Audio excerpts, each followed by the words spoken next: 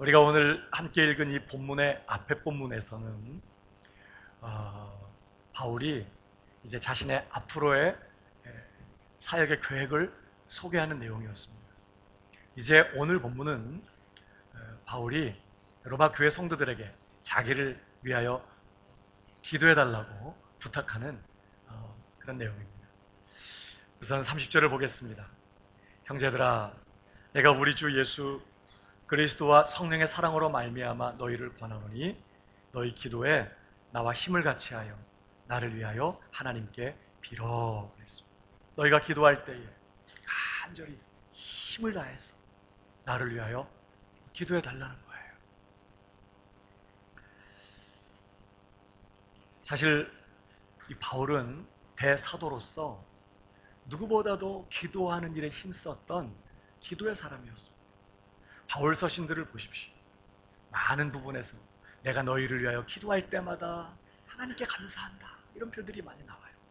또 많은 부분에서 기도할 것을 권면했고 본인 스스로가 늘 기도에 힘썼던 기도의 사람이었습니다. 많은 기도의 응답을 통해서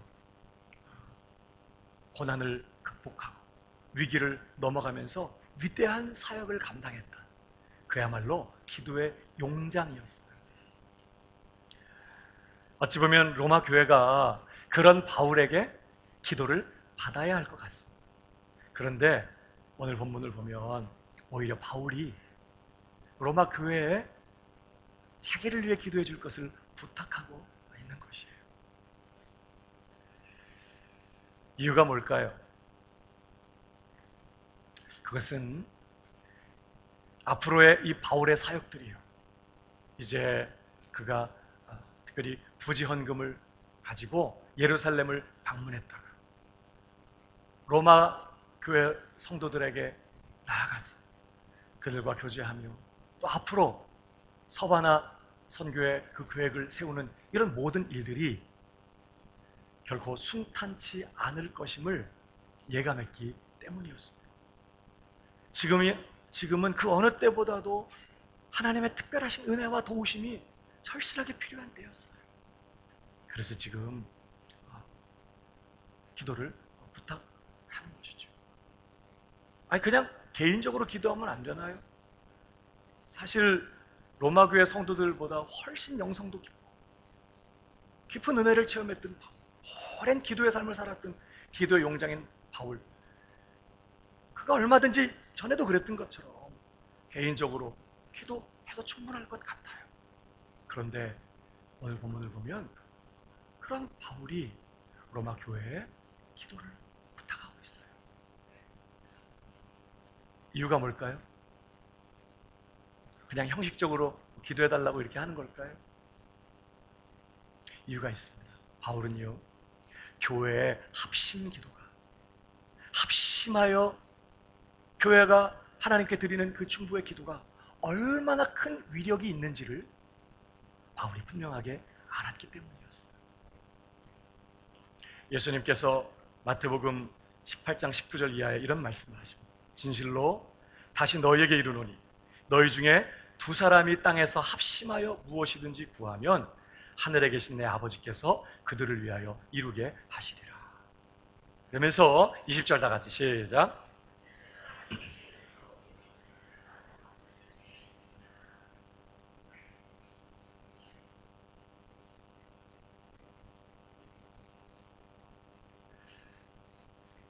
여기 19절에 보면 두 사람이 땅에서 합심하여 무엇이든지 구하면, 또 20절에 보면 두세 사람이 내 이름으로 모인 곳에, 이런 표현이 나와요.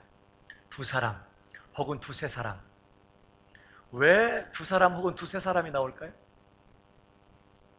바로 이것이 교회의 최소 단위예요. 우리 각 사람은 하나님의 성령을 모신 성전일 수는 있어도 교회가 되려면 적어도 두 사람 이상이어야 돼요. 교회는 공동체이기 때문에. 그러니까 두 사람 혹은 두세 사람은 가장 작은 교회의 모습을 보여줘요. 교회 최소 단위니까. 그런데 그렇게 가장 작은 교회라도, 가장 적은 숫자의 교회라도 그들이 주님의 이름으로 모이면 누가 임하세요? 주님이, 내가 그들 중에 있다고 그랬잖아요. 주님께서 임재하시겠다고 약속한 거예요. 뭐 많은 사람들이 모이고 뭐 화려한 건물에서 예배 드려야 하나님의 영광이 오는 게 아니에요. 가장 적은 수의 사람이 모인 자리에도, 주님의 이름으로 모인 그곳에는 주님이 함께 하시겠다고 약속하셨고, 그들이 합심하여 주님의 이름으로 기도할 때 누가 들으세요? 전능하신 하나님께서 들으시고 응답하시고 이루시겠다고 약속하는 것입니다. 그러니까 개인적으로도 기도하는 것이 힘이 있지만 교회가 합심하여 기도하는 것에 비하면 비교할 수 없어요. 교회가 합심하여 기도하는 것이 얼마나 놀라운 일을 이루는지 몰라요. 우리가 잘 아는 것처럼 사도행전을 보면 오순절에 성령께서 교회 위에 부어졌습니다. 교회 위에 강력한 성령의 역사가 임했어요. 교회가 뭐하고 있었죠? 함께 모여서 한마음 한뜻 돼요. 그들이 합심하여 간절하게 하나님께서 약속하신 것을 기다리며 기도하고 있었어요. 기도하다가 하늘이 열리고 성령께서 강력하게 그들 위해 강림하신 것이죠. 그렇게 해서 사도행전의 역사가 시작됐어요. 초대교회에 많은 기도를 통한 기적들이 있었지만 특별히 베드로가 헤롯에 의해서 체포됩니다. 헤롯이 베드로를 죽이겠다고 작정을 하고 아주 든든하게 그렇게 잡아 가두고 지키고 있었어요. 절망적인 상황입니다. 야고보도 죽었어요. 사도 야고보도 헤롯에게 잡혀서 순교했거든요. 베드로도 잡힌 거예요. 도저히 빠져나올 수 없는 상황입니다. 그럴 때 성경은 이렇게 기록하고 있어요. 사도행전 12장 5절을 보겠습니다. 같이 읽어볼까요? 시작. 이에 베드로는 옥에 갇혔고 교회는 그를 위하여 간절히 하나님께 기도하다. 베드로는 옥에 갇혔고 군인 4사람이 4조를 이루고 아주 든든하게 지키고 있었어요. 절망의 상황입니다. 그런 상황 속에서 교회는 그를 위하여 간절히 하나님께 기도했다고 말해요. 어떤 일이 벌어지죠? 헤롯이 잡아 죽이려던 그 전날 밤에 하나님께서 초자연적인 방법으로 주의 사자를 보내서 그 깊은 옥에서 그 정말 누구도 나올 수 없었던 그 옥에서 베드로를 꺼내십니다. 교회가 합심하여 기도할 때 하늘이 열리고 성령이 임하시고 어둠이 떠나고 모든 묶임과 저주는 떠나가게 되고 병든 자들이 일어나게 되고 위대한 부흥 역사가 임하게 되는 줄 믿으시기 바랍니다. 저는 우리 광명교회가 그런 교회가 되기를 바랍니다.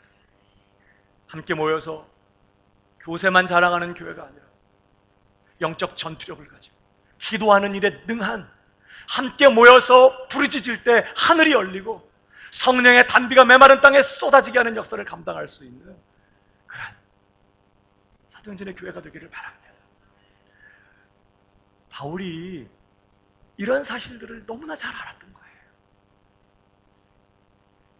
교회가 함께 모여서 합심하여 기도할 때 얼마나 놀라운 역사들을 이루어낼 수 있는지를 누구보다도 잘 알았기 때문에 바울은 겸손하게 로마 교회에 자기를 위해서 기도해 줄 것을 부탁하고 있었던 것이죠. 특별히 오늘 본문을 보면 바울이 로마 교회에 부탁한 기도 제목이 3가지였습니다. 우리는 이런 말씀을 통해서 우리들이 선교사님들이나 목회자들을 위해서 무엇을 기도해 주어야 하는지를 배우는 거예요. 뿐만 아니라 우리가 기도할 때에 어떤 초점을 가지고 기도해야 되는지에 대해서도 배우게 돼요. 자, 바울이 로마 교회에 자기를 위해 3가지를 기도해 달라고 부탁했는데 그 첫 번째는 바울 자신의 안전을 위해 기도해 달라고 부탁합니다. 자, 31절을 보겠습니다. 자, 나로 유대에서 순종하지 아니하는 자들로부터 건짐을 받게 하고, 간절히 나를 위하여 하나님께 빌어달라고 하면서 첫 번째 부탁한 것은 나로 유대에서 순종하지 아니하는 자들로부터 건짐을 받게 해달라고 기도 안 하는 거예요. 바울은 예루살렘에 이제 올라갈 계획을 갖고 있었는데 그 예루살렘에는 자신을 반대하는 유대인들이 많이 있다는 것을 잘 알고 있었습니다. 여기 유대에서 순종하지 아니하는 자들이라고 되어 있는데요. 이들이 누굴까요? 예루살렘을 중심한 그 유대 지역에 살고 있는 믿지 않는, 예수를 믿지 않는 유대인들을 말합니다. 당시에 믿지 않는 유대인들은요, 바울을 유대교의 배신자 혹은 유대교의 이단자라고 여겼어요. 살려둬서는 안 된다고 생각했습니다. 그래서 심지어 바울을 죽이기 전에는 먹지도 않겠다고 결심했던 사람들이 수십 명 있었어요. 바울은 자신이 예루살렘에 올라갈 경우에 이런 믿지 않는 유대인들로부터 큰 해를 당하게 될 것을 예감하고 있었습니다.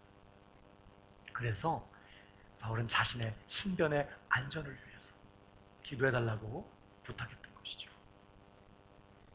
근데 여러분, 바울이 자신의 안전을 위해서 기도를 부탁하는 것은 그가 죽음을 두려워했기 때문이거나 혹은 핍박이 두려웠기 때문이 아니었습니다. 그는 죽음을 두려워하는 사람 아닙니다. 근데 왜 자신의 안전을 위해서 기도해달라고 부탁하는 거죠? 뭐 때문에 그래요? 그가 주님께 받은 사명 때문이었어요. 그가 예루살렘에 올라오는 길목에서 밀레도라고 하는 곳에서 에베소 교회 장로들을 불러다가 거기서 작별 인사를 하는 내용이 사도행전 20장에 나와요. 거기에 보면 24절에 바울이 이런 고백을 합니다. 내가 달려갈 길과 주 예수께 받은 사명 곧 하나님의 은혜의 복음을 증언하는 일을 마치려 하면은 나의 생명조차 조금도 귀한 것으로 여기지 아니하노라. 그는 죽음을 두려워하는 사람 아니었습니다. 그러나 그에게는 완수해야만 할 사명이 있었어요. 그 사명을 마치기까지는 그는 죽으면 안 되는 거예요. 주님께서 그에게 맡겨주신 그 사명을 남김없이 이루기 위해서 그는 아직 죽을 수 없어요. 그래서 지금 성도들에게 자신의 안전을 위해서 기도해달라고 그렇게 부탁을 했던 것이죠. 사명 때문이었습니다. 우리는 선교지의 선교사님들이나 목회자들을 위해서 기도할 때에 그분들의 안전과 건강을 위해서 기도해야 합니다. 특별히 그들에게 필요한 재정들이 잘 채워지고 또 돕는 자들을 만나게 될 수 있도록 특별히 그들의 가정과 그들의 사역의 현장이 평안할 수 있도록 기도해야 합니다. 왜 그렇게 기도해야 되죠? 그들이 받은 사명이 중요하기 때문에 그 사명 감당하기 위해서는 이런 것들이 다 필요하거든요. 가정이 어렵고 재정적으로 어렵고 건강에 문제가 있다면 어떻게 사명을 감당하겠어요? 그러니까 그저 선교지에서 그들이 그저 편안하게 살기 위해서가 아니라 사명을 완수하고 그 사명을 감당할 수 있기 위해서 필요한 것들을 우리가 기도해야 하는 것이죠. 그러나 이런 일은 선교사님들이나 목회자들을 위해서만 필요한 건 아닙니다. 여러분 요즘 하나님께 뭘 구하고 계세요? 안 구해요? 뭘 구하고 계세요? 어떤 분들은 건강의 회복을 놓고 기도하실 거예요. 어떤 분들은 재정적인 어려움 때문에 재정의 문제를 해결해달라고 기도하는 분들도 계실 것입니다. 어떤 분들은 비자나 영주권의 문제를 놓고 기도할 거예요. 어떤 분들은 사업을 위해서, 직장의 문이 열리기를 위해서, 결혼을 위해서, 배우자를 놓고, 또 자녀들의 그런 문제를 놓고 기도하는 분들이 계실 것입니다. 중요한 것은요, 하나님이 여러분에게 그것을 주셔야만 하는 그런 분명한 이유가 있는 그런 삶을 살고 계시냐는 거예요. 하나님이 여러분들에게 건강 주시면 그 건강 갖고 뭐 하실 거예요?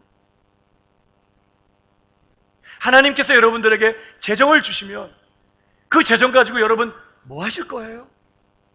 지금 당면한 그 문제 해결해 주시면 여러분은 어떻게 사실 거예요? 하나님 앞에서 그 이유가 분명해야 된다는 거죠. 건강 다시 회복시켜주면 그 건강한 몸 가지고 다시 허송생활하면서 시간 허비하며 그렇게 사실 건가요?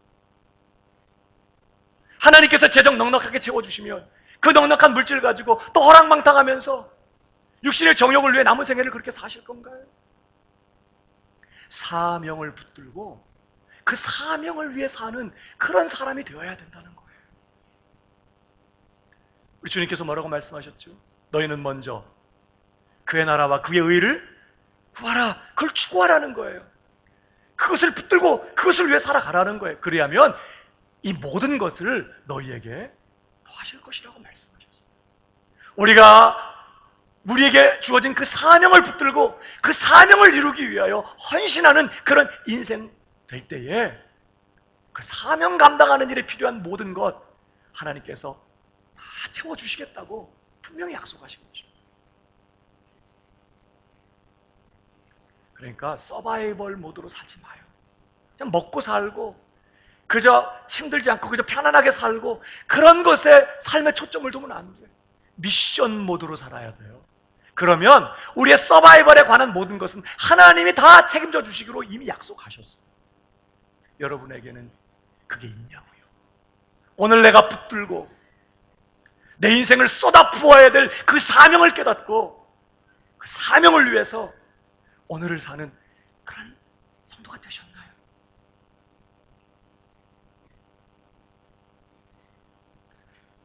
사명 붙들고 사는 우리 광명의 성도들 되기를 주님의 이름으로 축복합니다. 어떤 직업을 갖고 있든지 세상에서 말이에요. 교회 안에서 어떤 직분을 맡아 가지고 있든지 예수님의 가슴을 활활 불질렀던 그 주님의 비전이요. 지난 시간에도 살펴본 것처럼 땅의 모든 끝이 여호와를 기억하고 돌아오며 모든 나라, 모든 족속들이 하나님을 예배하게 되고 모든 나라들이 하나님의 나라가 되는 바로 그 주님의 비전을 나의 비전으로 삼고 오늘 성령이 충만하여 주님께서 나를 두신 바로 그 땅끝에서 말이에요. 충성된 예수 그리스도의 증인으로 오늘을 살아내는 이 사명에 집중하는 그런 성도가 되기를 주님의 이름으로 축복합니다. 그리고 그 사명을 위해서 필요한 모든 것을 하나님 앞에 담대히 구하실 수 있어야 돼요. 하나님, 충성된 주님의 증인으로 오늘을 살기 위하여 지혜가 필요합니다. 건강이 필요합니다. 물질이 필요하고 돕는 자들이 필요합니다. 하나님의 나라를 위해서 헌신할 수 있도록 믿음의 배우자를 주시옵소서. 사명을 붙들고 그 사명 감당하기 위하여 필요한 것들을 담대하게 하나님 앞에 구할 줄 아는 그런 성도가 되셔야 돼요. 많은 분들이 이 사명이 분명하지 않으니까 뭘 하나님 앞에 구할 때 항상 미안해. 그래서 아휴 양심 있지 이걸 뭘 또 구하나. 그리고 견뎌. 아휴 그러지 마요 제발. 하나님 너무 초라하게 만들지 마. 전능하신 하나님, 천지를 창조하신 하나님, 불가능이 없으신 하나님, 이 모든 것을 주관하시고 다스리시고 모든 것을 가능하게 만드시는 그 하나님을 내 아버지라고 부르고 있어요. 그 하나님께 나와 무엇을 구하든지 가장 좋은 것으로 주시겠다고 하나님 분명히 말씀하셨어요. 그저 편안하게, 그저 잘 먹고 잘 사는 그런 걸 위해서 뭘 구하려고 하니까 그냥 미안해가지고 기도도 못하고 적당하게 그냥 견디고 사는 인생 되지 말고 오늘 사명을 붙들고 그 사명 감당하기 위하여 하나님 앞에 담대하게 은혜를 구하고 도우심을 구할 줄 아는 그런 성도가 되기를 주님의 이름으로 축복합니다. 그럴 때 자, 빌립보 4장 19절을 읽어보겠습니다. 다 같이 시작. 그리스도 예수 안에서 영광 가운데 그 풍성한 대로 너희 모든 쓸 것을 채우시리라. 아멘이십니까? 중요한 것은 사명을 붙들고 기도해야 된다는 거예요. 사명에 초점을 맞추고 기도할 줄 아는, 그리고 사명 때문에 또 다른 사람에게도 기도 부탁할 수 있는 그러한 성도가 되어야 되는 것이죠. 이것이 우리가 첫 번째 기도 제목을 요청하는 바울의 모습 속에서 우리가 배우는 교훈. 또 한 가지, 두 번째, 바울의 기도 제목이 무엇입니까? 어떤 기도 제목을 요청했죠? 성도들을 섬기는 자신의 사역을 위하여 기도해달라고 부탁합니다. 31절을 보십시오. 건짐을 받게 하고, 그 다음에 두 번째, 또 예루살렘에 대하여 내가 섬기는 일을 성도들이 받을 만하게 하고 그랬어요. 한마디로 바울은 자신의 사역을 위해서 기도해달라고 부탁하고 있어요. 우리들이 선교사님이나 목회자들을 위해서 기도할 때 특별히 그들의 사역을 위해서 기도해야 합니다. 교회를 섬기고 성도들을 섬기는 그분들의 사역이 하나님께 영광이 되고 진정으로 교회에 유익이 되고 덕이 되고 복이 될 수 있게 되기 위하여 우리는 간절히 기도하는 일을 게을리해서는 안 돼요. 그런데 여러분, 오늘 바울이 이 기도를 부탁하는 것은요, 단순히 지금 자신이 사역을 잘 감당할 수 있게 해달라고 기도하는 그 정도가 아닙니다. 오늘 본문에 뭐라고 그랬죠? 예루살렘에 대하여 내가 섬기는 일을 성도들이 받을 만하게 되도록 기도해 달라는 거예요. 다시 말하면 자신의 섬기는 일이 예루살렘 교회 성도들에게 받아들여질 수 있도록 기도해 달라는 뜻입니다. 무슨 뜻이죠? 지금 바울은 전도 여행 중에 마게도냐와 아가야 지역의 이방인 성도들이 거두어준 구제 헌금을 전달하기 위하여 예루살렘 교회로 올라갈 계획을 지금 세우고 있어요.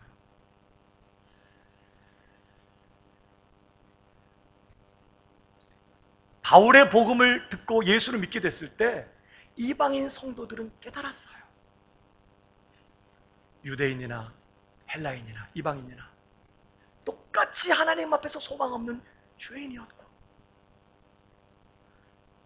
우리를 위해 십자가에 죽으시고 부활하신 율법의 요구를 다 이루신 바로 그 주 예수 그리스도를 믿는 믿음을 통하여 유대인이나 이방인이나 차별이 없이 죄 사함을 얻고 의롭다 하심을 얻고 하나님의 자녀가 되고 구원받게 된다는 사실을 이 이방인 성도들이 깨달은 거예요.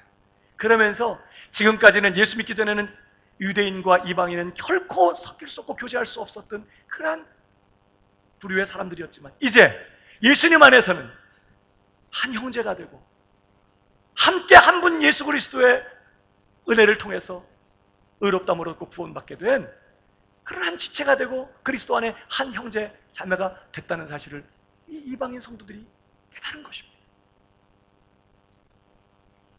예루살렘 교회 많은 성도들이 재정적인 어려움 때문에 궁핍함으로 고난받고 있다는 소식을 들었어요. 이전 같으면 우리를 개 취급하는 저놈들 쌤통이다 뭐 그랬겠죠. 그러나 지금은 아니에요. 주님 안에서 한 지체가 된 그들이 고난을 당하고 있다는 소식을 들을 때 남의 이야기 같지 않았어요. 그래서 그들이 어떻게 해요? 헌금을, 후지헌금을 모아서 주님의 마음을 가지고 그렇게 바울에게 맡겨서 전달해 달라고 부탁을 했던 것입니다. 그런데 당시 유대인 성도들 중에는 말이에요, 이런 복음의 진리를 온전하게 다 깨닫지를 못하고 그런 미숙한 성도들이 많이 있었어요. 그래서 예수를 믿으면서도 여전히 이방인들을 부정하게 여기고, 그래서 그들과의 교제를 거부하는 그런 고정관념을 갖고 있는 유대인 성도들이 많이 있었어요, 당시. 예루살렘에도 그런 성도들이 많이 있다면 어떻게 될까요? 혹시라도 예루살렘에 있는 유대인 성도들이 이방인들이 보내준 구제헌금, 아우 부정해, 아우 그건 받을 수 없어, 이러면서 만약에 받지 않는다면 바울이 그들을 섬기기 위한 그런 수고는 수포로 돌아가게 될 것입니다. 또 이런 소문이 이방인들에게 전파되면, 전해지면 어떤 일이 벌어질까? 이방인 성도들이 아마 큰 상처를 받게 될 거예요. 그들은 여전히 아직도 우리를 부정하게 여겨요. 우리가 교제하지 않아. 아마 큰 상처를 받겠죠. 앞으로 바울의 이방인 선교 사역에 큰 장애가 될 수도 있었어요.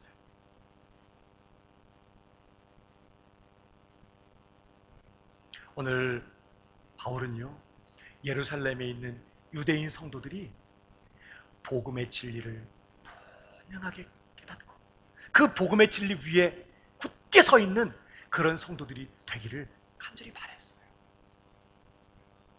정말 그들이 복음의 진리를 따라서 사는 그런 성도들이 되기를 간절히 원했던 거예요. 지금 이방인 성도들처럼 말입니다.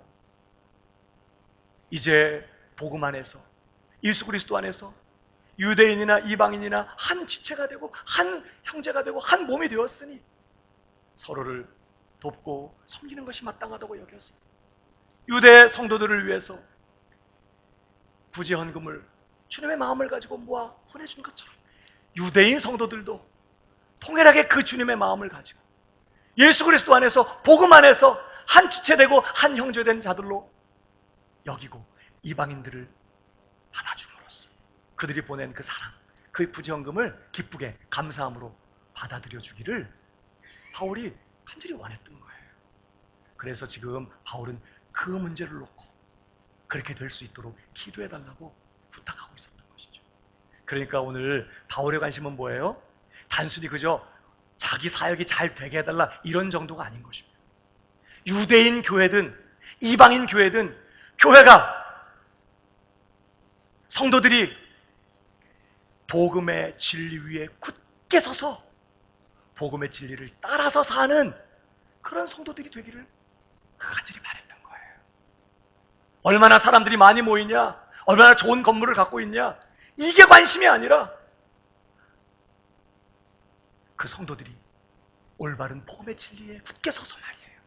그 복음의 진리를 따라서 오늘을 사는 그런 성도가 되기를 간절히 바랬고 그렇게 될 수 있도록 그래서 이 예루살렘 교회 성도들이 이방인 성도들도 한 지체로 품어주고 그들의 보내준 재정을 부정하게 여기지 않고 감사함으로 기쁨으로 받아들여 주기를 위해서 기도해 달라고 그렇게 부탁했던 것입니다. 사랑하는 여러분, 우리가 사역자든지 우리가 일반 직분을 가진 우리 다른 성도님들이든지 우리가 항상 교회를 섬길 때 우리가 관심을 가져야 되는 초점이 어디에 있어야 될까요? 얼마나 교회 분위기가 좋으냐, 얼마나 사람들이 많이 모일 거냐, 얼마나 좋은 시설에서 신앙생활 할 거냐, 그게 아닌 것이에요. 우리가 교회를 섬길 때 항상 우리의 초점은 어디에 가 있어야 되냐? 교회가 성도 한 사람 한 사람 복음의 진리를 올바르게 깨닫고 그 복음의 진리를 따라서 살아가는 그런 성도들이 되는 것이 우리가 항상 교회를 섬길 때 가져야 되는 초점이라는 거예요. 목사가 목회할 때에도 그 초점을 가져야 되고 어떤 직분을 가지고 교회를 섬기든지 우리가 그 초점을 놓쳐서는 안 된다는 것입니다. 교회가 복음의 진리를 따라서 살아갈 때 비로소 세상에 복음을 전할 수 있어요. 복음이 뭐지요? 여러분, 예수 그리스도께서 우리를 구원하기 위하여 이 땅에 오셔서 흠없는 삶을 사시고 우리의 모든 죄를 짊어지고 십자가 못 박혀 죽으시고 부활하신 바로 그 예수 그리스도를 믿는 믿음을 통해서 우리의 모든 죄가 용서함 받고 의롭다함을 얻고 구원받게 됐다는 것이 복음의 전부가 아닙니다. 그것은 복음의 가장 중요한 내용이지만 복음은 더 많은 내용을 이야기하고 있어요. 그것을 포함해서 그렇게 부활하신 예수 그리스도는 믿는 신자들 한 사람 한 사람 안에 성령을 통하여 임재하여 계신다는 거예요. 우리가 예수님을 믿을 때 우리는 예수님 안에 거하고 예수님은 우리 안에 거하시고 우리는 예수님과 연합된 자가 됩니다. 우리 안에 오신 성령으로 말미암아 그 일이 가능해져요. 성경을 보십시오. 골로새 1장 27절. 하나님이 그들로 하여금 이 비밀의 영광이 이방인 가운데 얼마나 풍성한지를 알게 하려 하심이라. 다 같이 시작. 이 비밀은 그리스도시니 곧 영광의 이 비밀은 보좌 우편에 계신 그리스도시니 이래도 되지만 지금 뭐라고 말씀해요? 너희 안에 계신 그리스도시다. 그리스도는 지금 어디 계신다고요? 우리 각 사람 안에 성령을 통하여 임재하여 계신다는 거예요. 갈라디아 2장 20절은 뭐라고 말씀합니까? 내가 그리스도와 함께 십자가에 못 박혔나니 그런즉 이제는 내가 산 것이 아니오. 다 같이 시작. 오직 내 안에 그리스도께서 사시는 것이라. 그러니까 여러분, 우리가 복음을 믿는다면, 다시 말하면 예수 그리스도께서 나를 위하여 죽으시고 부활하신 것을 믿는다면 그 예수님이 성령님을 통하여 내 안에 들어와 살고 계신다는 것도 믿으셔야 돼요. 그게 복음이에요. 그러니까 복음의 진리를 따라서 사는 것은 뭘까요?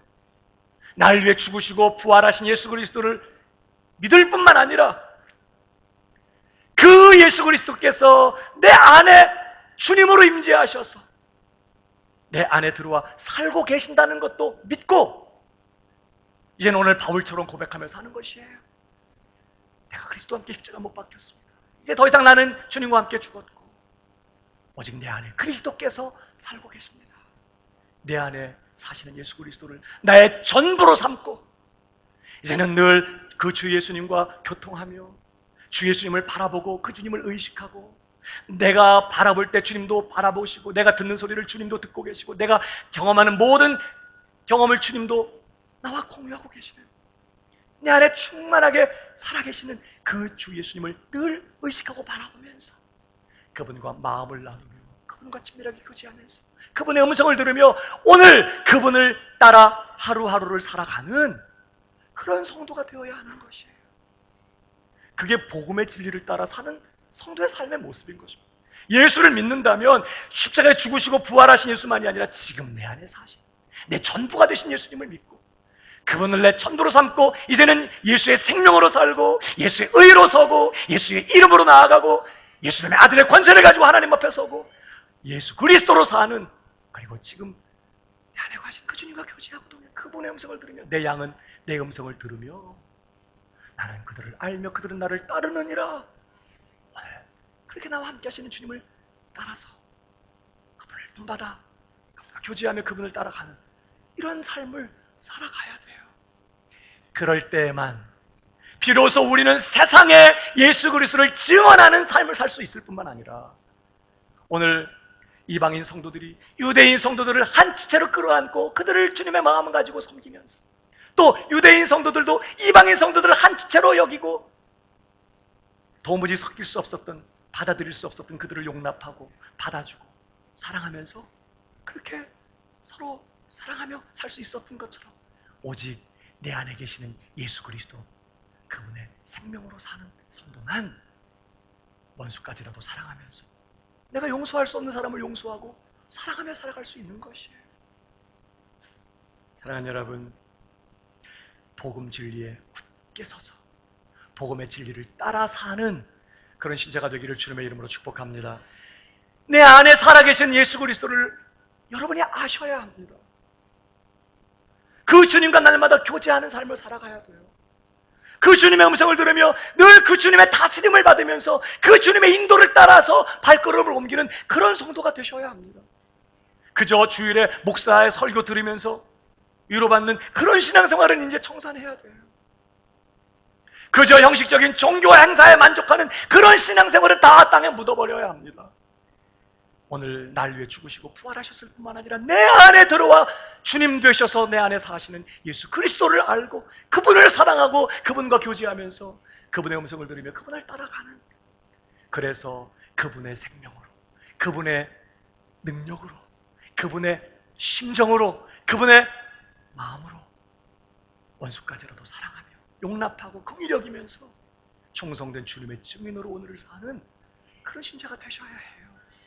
거기에 항상 우리의 초점이 가 있어야 된단 말이에요.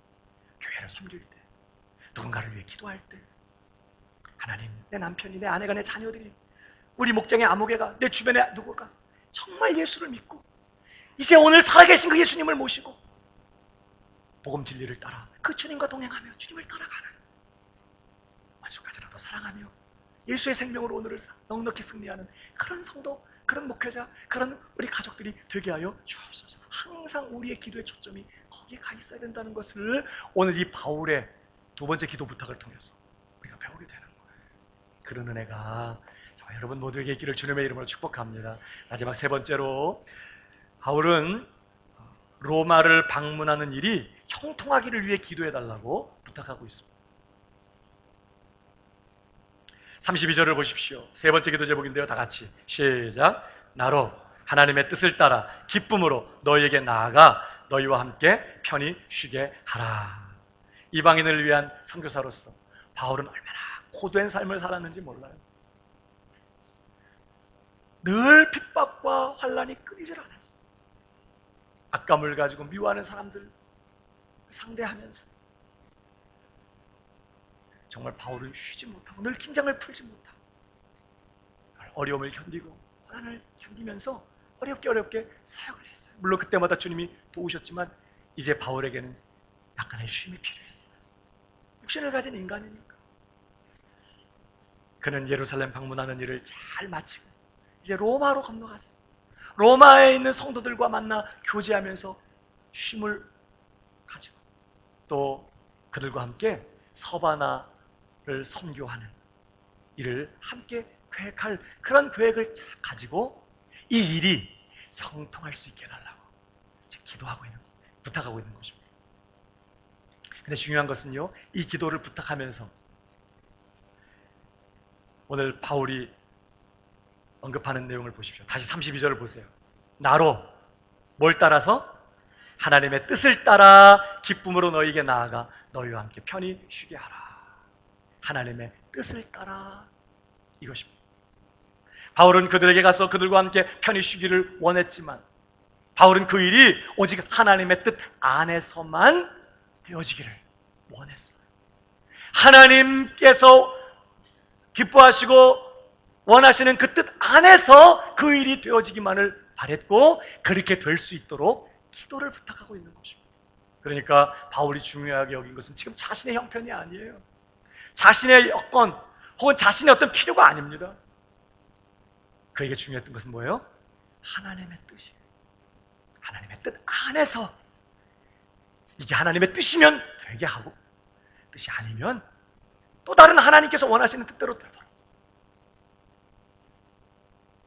원했고 그걸 기도해달라고 부탁하는 것입니다. 저와 여러분은 어떠세요? 가든지 서든지 오직 하나님의 뜻만 이루어지고 하나님의 뜻대로만 되게 해달라고 여러분은 기도하고 계십니까? 무엇을 구하든지 하나님이 들으시고 응답하시는데 그럴 때마다 내가 원하는 걸 하나님 앞에 구하지만 그러나 하나님, 하나님의 뜻이면 되게 하시고 허락하시고 뜻이 아니면 절대로 하지 말아주세요. 이렇게 기도하고 계시냐고요.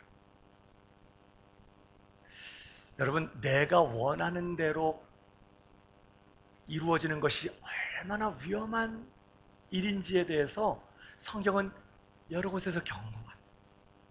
지난 주간에 마가복음 5장을 통독하면서 마가복음 5장을 보니까 거기에 무슨 사건이 기록되어 있냐면 예수님이 거라사인의 지방에 가셨다가 거기서 군대 귀신 들렸던 사람을 고쳐주신 내용이 나와요. 얼마나 많은 귀신들이 붙어 있었든지 그 이름이 군대예요. 군대. 주님이 그 사람을 고쳐주십니다. 근데 그 내용을 보면 예수님께서 귀신들을 향해서 나가라고 명령하시거든요. 그러자 이 귀신들이 예수님께 간구합니다. 저는 새삼스럽게 알았어요. 아, 귀신들도 기도하는구나. 주님께 간구했어요. 그 간구를 예수님이 들어주셨을까 안 들어주셨을까? 귀신들이 예수님께 간구할 때 들어주셨을까 안 들어주셨을까? 아, 들어주셨어요. 여러분 보십시오. 마가복음 5장 10절. 자기를 그 지방에서 내보내지 마시기를 간구하더니 마침 거기 돼지의 큰 떼가 산 곁에서 먹고 있는지라 이에 간구하여 이르되 우리를 돼지에게로 보내어 들어가게 하소서 하니 13절 허락하신대 더러운 귀신들이 나와서 돼지에게로 들어가매 거의 2,000마리 되는 떼가 바다를 향하여 비탈로 내리다라 바다에서 몰사하거늘. 여기 보면 귀신들이 예수님께 간구해요.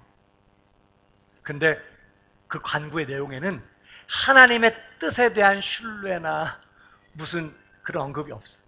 주님, 주님의 뜻대로 되기를 원합니다. 주님이 원하시면 우리를 여기 머물게 해주세요. 이런 게 아니에요. 귀신들은 절대 하나님의 뜻, 주님의 뜻에 대한 것이 없어. 무조건 자기들이 지금 바라고 원하는 것을 간구하고 있어요. 이 지방에서 내보내지 말아 주옵소서. 여기 정들었고 여기가 우리 나와발인데 이 지방에서 우리 내보내지 말아주세요. 돼지떼가 먹고 있는 걸 보니까 저 돼지떼에게로 들어가게 해주세요. 영이기 때문에 그들이 거할 처소가 필요했던 거예요. 돼지떼에게 들어가게 해달라. 그래서 예수님께서 그들이 간구할 때 허락하십니다. 결과는 끔찍한 재난이었어요. 자멸하는 것이었습니다. 그들은 생각지 못했어요. 갑자기 돼지떼가 놀래가지고 바다로 뛰어들어가서 다 몰살당할 줄 그들은 전혀 예상하지 못했어요. 바다에 빠져 죽은 돼지떼들 더 이상 거처 삼을 수 없으니 다시 그들은 거처를 잃어버리고 물 없는 곳을 다니며 방황할 수밖에 없는 그런 시세가 되어버린 것이죠.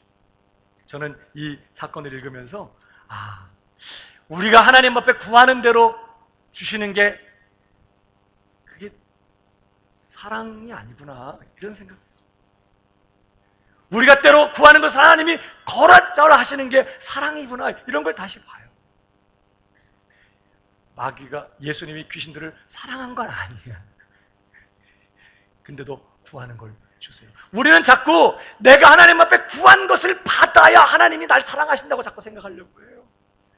구하는 것 거절당하고 다른 것 주시면 하나님이 날 좀 안 좋게 생각하시나 그렇게 생각하는 경향이 있어. 아니라는 거예요. 우리가 원하는 대로 되는 것이 사실은 얼마나 무서운 재난을 초래할 수 있는지 이 사건 우리에게 경고하고 있어요. 시편 106편 14절을 보십시오. 광야에서 욕심을 크게 내며 사막에서 하나님을 시험하였도다. 이스라엘 백성들이 광야 40년 동안 그들이 늘 하나님을 신뢰하지 않아요. 왜 하나님이 이런 상황 가운데 우리를 내모시는지, 왜 오늘 우리가 이런 힘들고 어려운 상황 한복판에 있어야 되는지 그들은 하나님을 신뢰하는 게 없어. 그러니까 늘 하나님께 맡기고 하나님의 때를 기다리면서 이 과정을 지나가게 하시는 하나님의 복되시고 선하신 뜻이 있지 이러면서 하나님의 선하신 뜻을 신뢰하고 기다리고 맡기고 하나님의 뜻대로 되게 해주옵소서 이런 거 없었어요. 그들에게는 오히려 지금 당장 이 상황 속에서 내가 필요로 하는 것들을 하나님 앞에 구해요. 왜 하나님 이러시냐고, 하나님 이 문제 이렇게 해결해 달라고 자기들이 원하는 대로 자신들이 바라는 대로 하나님 앞에 구했다는 거예요. 광야에서 욕심을 크게 내며 사막에서 하나님을 시험하였도다. 자, 15절 다 같이 시작. 그러므로 여호와께서 그들이 요구한 것을 그들에게 주셨을지라도 그들의 영혼은 쇠약하게 하셨도다. 하나님께서 그들이 원하는 것을 주셨지만 그 응답이 그들에게 복이 되지 못했다. 우리는 하나님을 신뢰하지 못할 때가 많아요. 내가 생각하고 내가 판단하는 것을 전부라고 생각하는 게 이 문제는 꼭 이렇게 해결됐으면 좋겠고 이 자리에는 이 사람이 갔으면 좋겠고 이 질병은 꼭 이렇게 나았으면 좋겠고 이 문제는 이렇게 해결됐으면 참 좋겠다고 생각해요. 그리고 그렇게 이루어져야 행복하고 복될 거라고 생각해요. 그렇지만 우리가 원하는 대로 되는 것이 결코 우리에게 복이 되지 않을 수 있다는 것을 성경은 우리에게 가르쳐주고 있어요.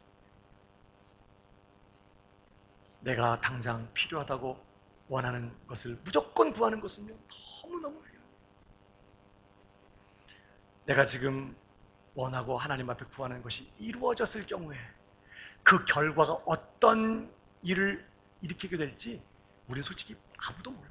내일 일을 알 수 없는 우리가 지금 내가 바라고 소원하는 것이 이루어졌을 때 그 결과가 어떻게 갈지 우리가 그걸 어떻게 알아요? 그러니까 우리는 모든 상황 속에서 오직 하나님을 신뢰해야 돼요. 그분이 알아 우리에게 지금 당장에 뭐가 필요한지, 뭐가 우리에게 가장 유익한 것인지.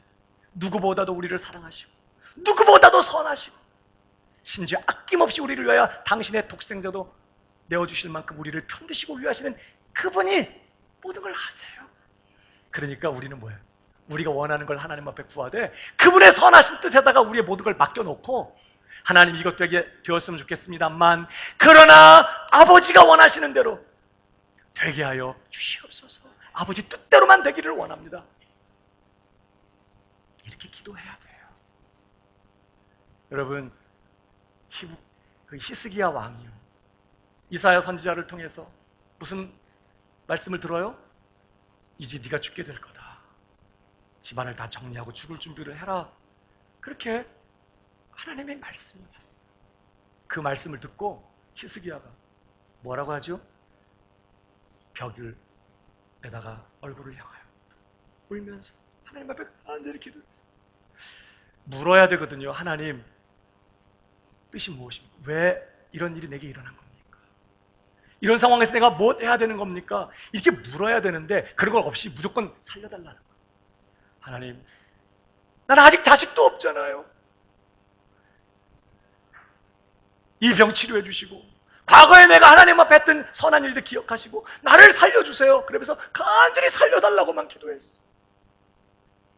이사야 선지자에게 하나님의 말씀이 다시 왔어요. 너 히스기야에게 가서 내가 네 기도를 보고 네 눈물을 보고 네 기도 들었다고 말해라.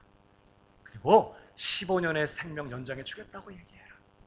그래서 히스기야가 15년을 더 살게 됩니다. 잘했어요? 잘못했어요?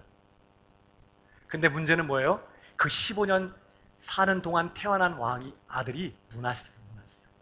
이 므낫세는 이스라엘 역사상 전무후무하게 악한 왕으로 정말 인정받는 그런 사람. 이 므낫세 때 완전히 이스라엘은 완전히 하나님을 떠났어요. 아주 영적으로 아주 곤두박질을 쳐요. 요시야 왕이 개혁을 추진했지만 힘이 없었어요. 결국 이 므낫세 왕 때의 죄악 때문에 이스라엘, 특별히 유다는 바벨론의 포로로 사로잡히고 말았어요. 15년 더 산 것이 결국은 복이 됐냐? 아니라는 거예요. 우리는 항상 하나님의 뜻을 구해야 돼요. 그래서 심지어 예수님은 뭐라고 기도하셨죠? 아버지요, 나의 원대로 마옵시고예요.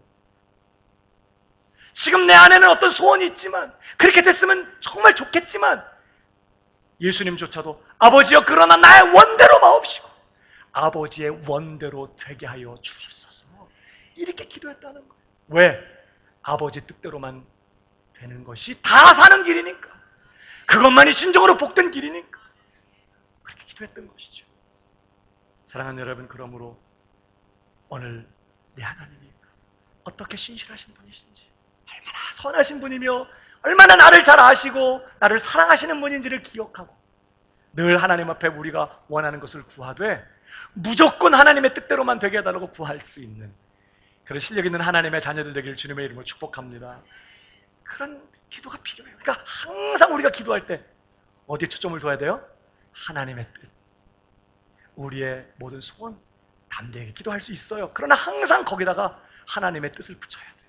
하나님의 뜻이면 되게 해 주옵소서. 아버지 뜻 아니면 절대로 되지 않게 해주세요. 그러나 아버지 뜻이면 되게 하시고 감당할 힘 주세요. 이렇게 아버지의 뜻을 앞세우고 아버지의 뜻에 초점을 맞추고 기도할 때에 그것이 결국은 우리에게 유익이 되고 복이 될 수 있다는 것을 기억하고 그렇게 하나님의 뜻을 붙들고 사는 저 여러분 되시기를 주님의 이름으로 축복합니다.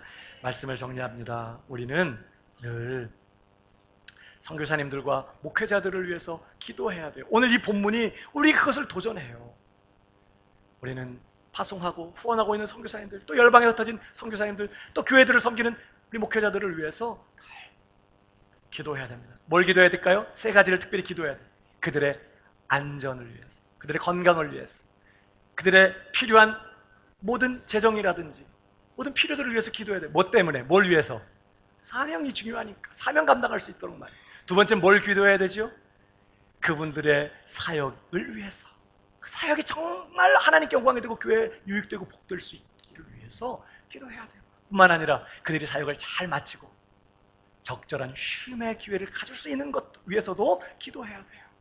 우리 조수아 선교사님이 안식년을 이제 하러 오신 거예요. 왜 선교사님이 안 가고 또 계속 있나 이러지 마요. 그동안 수년 동안 너무너무 고생하셨어요. 이제 7월 말쯤에 이제 다시 중국으로 들어가시게 될 텐데 그때까지 정말 살도 좀 찌시고 아닌가요? 그럼 큰일 나는 살도 좀 찌시고 잘 회복되고 할 수 있도록 여러분 영육간에 잘 쉬고 가실 수 있게 여러분 그렇게 격려해 주시고 축복해 주시기를 바랍니다. 우리 그걸 위해 기도해 적절한 쉼의 시간을 가질 수 있도록 사역자들이 기도해 줘야 이런 세 가지를 우리가 늘 기도해야 되는 것이죠. 뿐만 아니라 오늘 이 본문에서 또한 우리가 도전받는 교훈이 뭐예요? 개인적으로도 기도해야 되지만 교회가 합심하여 기도하는 게 너무너무 중요하다. 기도 제목 있을 때 교회에 기도 제목 내는 걸 부끄러워하지 마세요. 목장이 모였을 때 이런 기도 제목 얘기하면 부끄러운데 그러면서 하지 마요. 그렇게 하지 말고 꺼내서 부탁하고 함께 모였을 때 간절하게 기도하고 합심하여 기도하는 기도를 통해서 하늘의 문을 열고 위대한 구원의 역사를 펼쳐내는 그런 저와 여러분 되길 주님의 이름으로 축복합니다. 특별히 우리가 항상 기도할 때 세 가지 초점을 잃어버려서는 안 된다는 거예요. 첫 번째 어디에 초점 맞춰야 돼요? 사명에 초점을 맞춰요. 항상 하나님 앞에 뭘 구할 때에 사명을 붙들고 그 사명에 초점을 맞추고 구할 줄 아는 그런 기도의 사람이 되어야 한다는 거죠. 두 번째 어디에 초점 맞춰야 될까? 우리의 섬김이 우리의 봉사가 항상 교회가 복음의 진리 위에 굳게 서고 교회와 성도들이 복음의 진리를 따라서 살아가도록 주 예수님과 교제하며 늘 주님을 쫓아 사는 주님 안에 완전한 성도가 되는 일들을 위해서 우리가 늘 기도하고 누구를 위해 기도해 줄 때도 그저 문제 해결되고 편하게 살게 해달라고만이 아니라 정말 복음의 진리를 따라서 충성된 주님의 증인으로 살아갈 수 있게 해달라고 기도하는 이 초점을 놓쳐서는 안 된다는 거예요. 마지막 세 번째 어떤 초점을 가져야 되죠? 하나님의 뜻. 여기에 우리의 초점을 두고 항상 하나님의 뜻만 이루어지고 하나님의 뜻대로만 되게 해달라고 기도할 줄 아는 이러한 기도를 통해서 넉넉한 승리의 삶을 빼앗기지 않고 누리는 우리 광명의 성도들이 다 되실 수 있기를 주님의 이름으로 축복합니다.